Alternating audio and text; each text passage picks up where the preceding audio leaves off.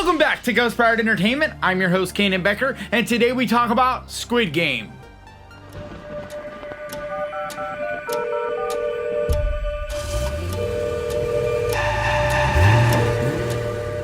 And real quick before we get into this, if you could do me a favor and hit that like button, because that really does help this channel out so much. Alright, so I am late to the party, at least as far as getting this review up for Squid Game. The thing is, I watched it weeks ago when it was first on Netflix, like I do with a lot of things that come out, and I really enjoyed it. But right away, everybody and their mother was covering it, and at the time I was also reviewing Midnight Mass. So I decided between the two, and I went with Midnight Mass. Because as much as I dig Squid Game, I personally enjoyed Midnight Mass more. I just think it's a more well-written, richer, fuller story. But it doesn't have the shock factor, the gore and all of that, so I get why Squid Game has exploded. Sadly, I think Midnight Mass though really is going under the radar, and it really sucks because I think that is such a great show. But today I'm going to talk a little bit about Squid Game. So this is a spoiler-free, if you have not checked it out, type of review like I always do. But I'm not going to go deep into this. I'm just going to kind of give you my overall thoughts and feelings on the show. But if you haven't checked it out, just off the top, I definitely think you should check it out. But with that, let's get more into this. So I really enjoy how rich the characters are in Squid Game. Everybody seems well written, and there's an emotional thread in Squid Game that I really enjoy. It reminded me in a lot of ways of like Train to Busan, because it has that emotional connection as well as just this, you know, overarching horror story kind of going on around you, but it doesn't ever forget to kind of deal with some of those emotional things as well. But I think the biggest reason, like I said, that this show really exploded was the shock factor, the gore, and this overwhelming, exciting stuff that kind of happens in this series. 지금 이 자리에 계신 여러분들은 모두 감당할 수 없는 빚을 지고 삶의 벼랑 끝에 서 계신 분들입니다. Especially in the first episode, because it really kind of catches you off guard. And I'm not going to say anything more in case you haven't seen it, but it really catches you off guard with just this mass carnage from the jump. Things happen at you from right and left in a way that you're not really expecting. And so I think it really gets you right then and there. One thing though is it does kind of slow down after that. Like that first episode comes out with a bang, you know, both barrels blazing, so to speak. And yet in the second episode, it kind of takes a step back.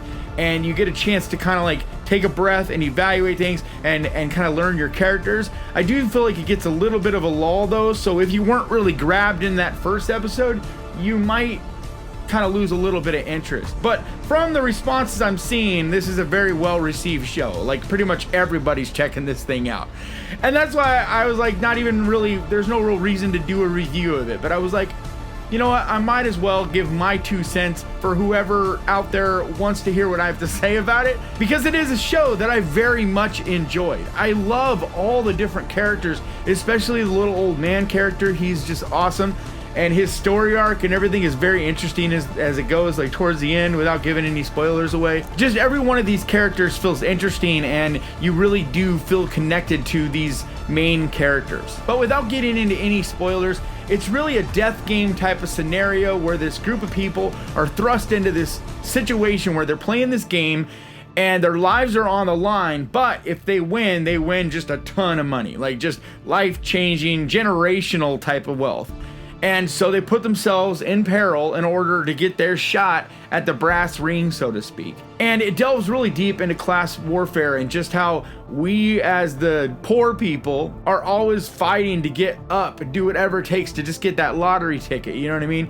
Or the wealthy just kind of, for sport, watches us and just laughs like, ha ha ha, look at these poor pauper idiots, you know? And they like kind of pit us against each other. So it really delves into that in a lot of ways, and I think it does a really good job of putting that out in a display, and I think that's another thing that really is drawing people into this show. But basically it comes down to this: if you enjoy exciting action-paced stuff that also has a heart and some emotional connections as well as just a full and interesting story, then I think this is definitely a show you should check out. It gets fairly graphic and fairly gory at times, so anyone that's a little younger, this might not be the right thing for them. So it isn't necessarily always gory and graphic though, but it just does have these brutal scenes, and ones that really have a lot of weight to it. So like the deaths aren't always just gory and graphic like a Saw kind of thing, but yet when they happen, they're very jarring, and it's done in a way that has you feeling invested and really puts the weight, like I said, on each one of these characters' deaths. So I think it does a really good job of that, and it makes these deaths feel even more like crazy and over the top, even though they're not like tons of gore per se. They're just done in a way that really feel like you feel something when people die. And I think the best written horror type of stuff is the stuff that does put weight on death like that and makes you really give a shit when people die. And I think this also does a really good job of doing that. So I watched the dubbed version of this, but I guess there is a subtitle one. I just don't have the greatest eyesight, and it's hard for me to follow the subtitles. So a lot of times if there's a dubbed version of something available, I'll watch that. And I think the dubbed version of this, they did a really, really good job. Netflix has been doing an outstanding job, in my opinion, of dubbing stuff. It just feels very natural and doesn't feel, you know, it's like, yeah, you can tell it's dubbed, but it's not to the point where it takes you out of it at all. And that's impressive to me, and I really appreciate that they do that, especially for people like me that have a hard time following along with, you know, reading stuff as you're trying to watch, you know, a story play out. So anyway, that's my 2 cents. I definitely recommend checking this out. If you are one of the few that hasn't watched this yet, I think you should definitely give it a shot. And like I said, if you're not drawn in by the first episode or whatever, then it might not be for you, but I think you'll probably be sucked in right after the first episode, because it does a really good job of getting you into it and invested from the jump. 게임을 거부하는 참가자는 탈락 처리된다.